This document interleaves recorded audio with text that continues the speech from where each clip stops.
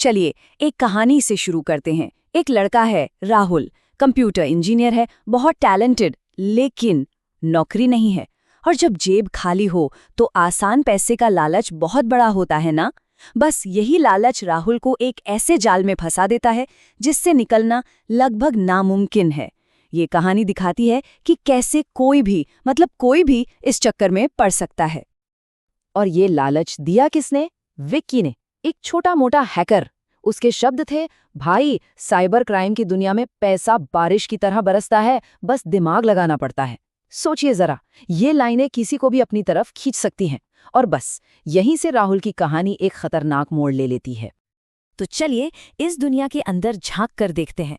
सबसे पहले बात करते हैं उस पहले सबक की जो हर नया स्कैमर सीखता है। ये है फिशिंग का जाल। कह सकते हैं कि ये इस दुनिया की पहली सीढ़ी है। अब सवाल ये है कि फिशिंग ही क्यों? क्योंकि ये तरीका ना बहुत सिंपल है और उतना ही असरदार भी। एक ऐसा जाल जिसे बनाने में मेहनत कम लगती है, लेकिन फंसने वाले आसानी से फंस जाते हैं, और कई बार तो इसे पहचानना भी बड़ा मुश्किल हो जाता है। तो विक्की ने राहुल को सिखाया कि ये काम कैसे होता है, स्टेप बाय स्टेप। पहला, एक डराने वाला अर्जेंट सा दिखने वाला ईमेल बनाओ। फिर उस ईमेल से मिलती जुलती एक नकली वेबसाइट तैयार करो, और जैसे ही कोई उस पर अपना लॉगिन, पासवर्ड और ओटीपी डाले, बस काम हो गया। पैसा तुरंत ट्रांसफर। यहाँ पूरा खेल है पैनिक क्रिएट करने का। आपका अकाउंट ब्लॉक होने वाला है, ऐसी बातें सुनकर कोई भी घबरा जाएगा और बिना सोचे समझे क्लिक कर देगा। ये डर की साइकोलॉजी है जिसका स्कैमर्स पूरा फायदा उठाते हैं। और सबसे बुरी बात पता है क्या है? ये लोग जानबूझकर ऐसे लोगों को टारगेट करते हैं जिन्हें टेक्नोलॉजी की ज़्यादा समझ नहीं होती। जैसे हमारे बड़े बुजुर्ग जो अभी ऑनलाइन बैंकिंग इस्तेमाल करना सीख रहे हैं, उन्हें फंसाना सबसे आसान होता है। तो ये तो हुई सीधी सीधी चोरी की बात, लेकिन अब खेल और भी गहरा हो जाता है। अब स्कैमर्स सिर्फ पैसा नहीं बल्कि इमोशंस के साथ खेलते हैं, भावनाओं का खेल और ओटीपी का खेल। जैसे कि ये लव स्कैम, देखिए कैसे काम करता है। पहले एआई से एक सुंदर सी फोटो बनाई, प्रिया शर्मा जैसा कोई नाम रखा और एक नकली प्रोफाइल तैयार।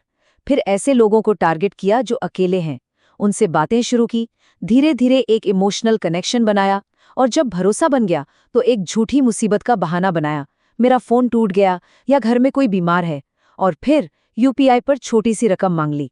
ये अकेलापन और भरोसा, यही इनके सबसे बड़े हथियार हैं। और इससे कमाई कितनी होती होगी, अंदाजा लगाइए। महीने का 5 लाख रुपए, वो भी सिर्फ एक स्कैमर की कमाई। अब समझ आया कि ये स्कैम्स इतने ज्यादा क्यों होते हैं। जब मुनाफा इतना बड़ा हो तो लालच भला कैसे रुकेगा। या फिर OLX स्कैम का एक किस्सा सुनिए।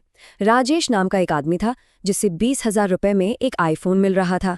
डील बहुत अच्छी लगी, लेकिन बस एक OTP शेयर करने की गलती और उसके पेटीएम अकाउंट से 20 नहीं 50,000 रुपए उड़ गए। ये एक जीता जागता उदाहरण है कि एक छोटा सा कोड शेयर करना कितना भारी पड़ सकता है। लेकिन एक सवाल जो सबके दिमाग में आता होगा, ये स्कैमर्स पकड़े क्यों नहीं जाते? आखिर वो ऐसा क्या करते हैं कि कानून के हाथ उन तक पहुंच ही नहीं पाते? चलिए उनके इस अदृश्य होने के राज से पर्दा उठाते हैं।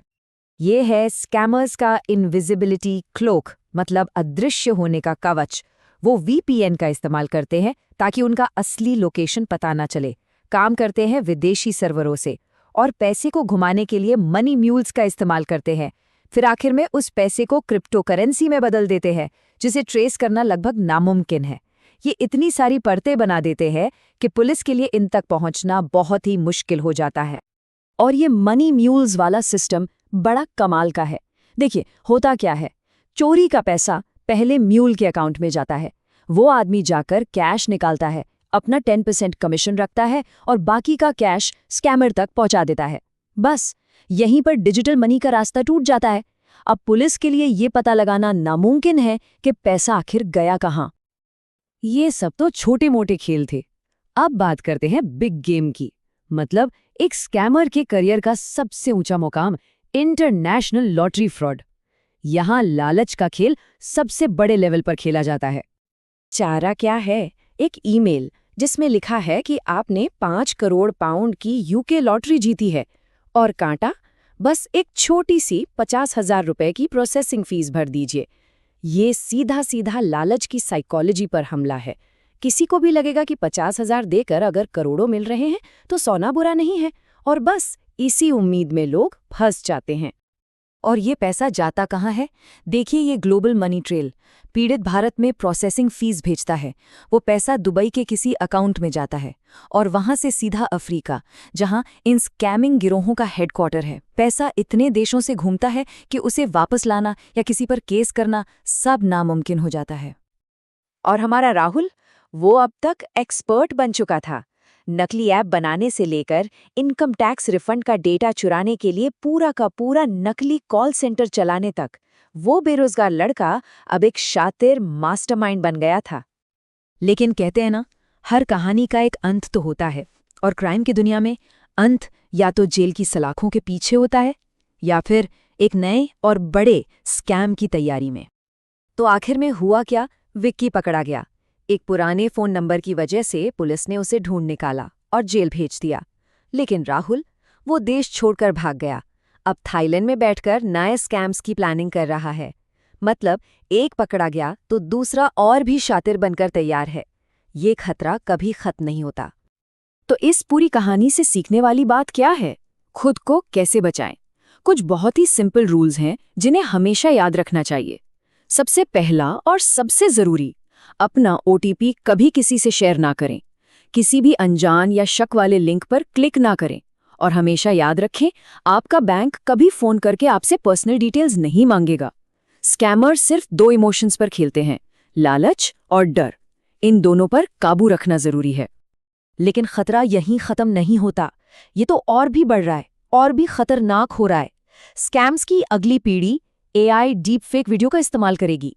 सोचिए, राहुल जैसे लोग अब प्लान कर रहे हैं कि अमिताभ बच्चन का एक नकली वीडियो बनाकर लोगों को किसी नकली स्कीम में इन्वेस्ट करने के लिए कहा जाए। टेक्नोलॉजी का ऐसा गलत इस्तेमाल कितना भयानक हो सकता है? तो सवाल ये उठता है कि क्या अगला स्कैम AI से होगा? जब इतनी पावरफुल टेक्नोलॉजी गलत हाथों में पड़ जाती है तो उसके क्या नतीजे हो सकते हैं? ये सोचने वाली बात है।